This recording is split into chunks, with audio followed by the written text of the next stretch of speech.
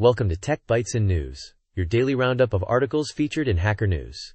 Today, we're diving into a fascinating piece about startup funding strategies. It's titled, "Your Startup Doesn't Need to Be a Unicorn."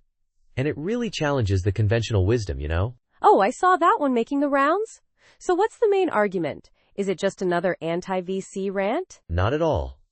It's more nuanced than that. The author, Matt Williamson, introduces this concept of a C, a third way between the all-or-nothing VC approach and the super lean bootstrapping route. It's about raising a small amount of capital, keeping most of your equity, and focusing on profitability from the get-go.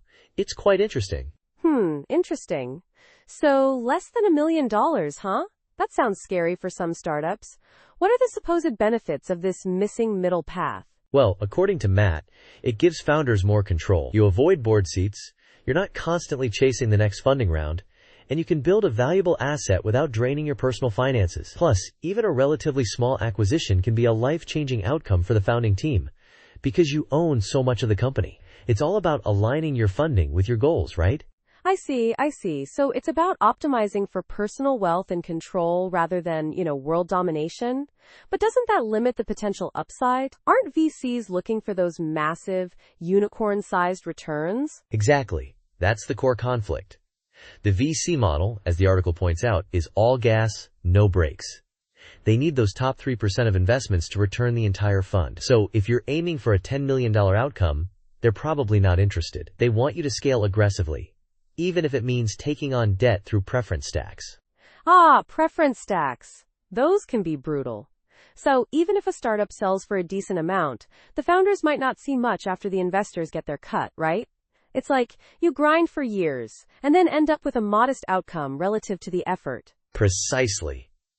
And that's where the middle path comes in. It allows you to tap into significant upside in that window between pre-seed and Series A without over-diluting your equity or getting stuck in a liquidation event where you end up with next to nothing. It's about finding that sweet spot. Okay, I'm starting to see the appeal. But what about bootstrapping? The article mentions that too. Isn't that even more founder-friendly? It can be, but bootstrapping has its own challenges. The author acknowledges the admiration for bootstrappers, but points out that it's not sustainable for everyone. Many successful bootstrapped companies started as agencies, and it can take a really long time to build significant value that way. Not everyone has the runway or the patience, you know? Yeah, bootstrapping can be a slog. So the middle path is like a funded bootstrap approach? A bit of fuel to get you off the ground, but not enough to completely take over the driver's seat? That's a great analogy. It's about getting to product market fit, PMF, and finding a go-to-market, GTM motion that works. Without needing to scale to the moon, you reach an ARR figure where the revenue multiple for valuation starts to look attractive, and then you can consider a smaller acquisition or other exit strategy. Okay, but what are the drawbacks of this middle path? It sounds almost too good to be true. Are there any downsides we should be aware of? Well, the author mentions that sourcing investment can be tricky. Most VCs might not be interested in this approach, so you're likely looking at angel investors who are more open to a 2 to 3x return. And of course, you're potentially capping your upside compared to a unicorn or bust strategy. It's all about trade-offs and understanding your values. So it really comes down to knowing your why, as the article says. What do you want from the journey, and what are you willing to sacrifice? Are you chasing fame and fortune, or are you building something sustainable and personally rewarding? Exactly. That's the key takeaway. Avoid getting drawn into a journey you don't need. If you're clear about your goals, you can make an informed decision about the financing route to pursue.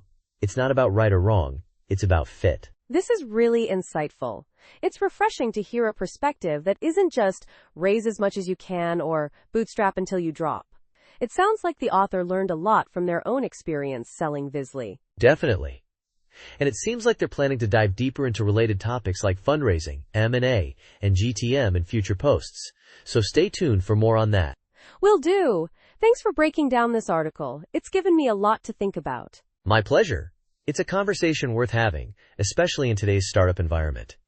Thanks for listening to Tech Bytes and News. We hope you found this discussion helpful. Until next time. Bye-bye.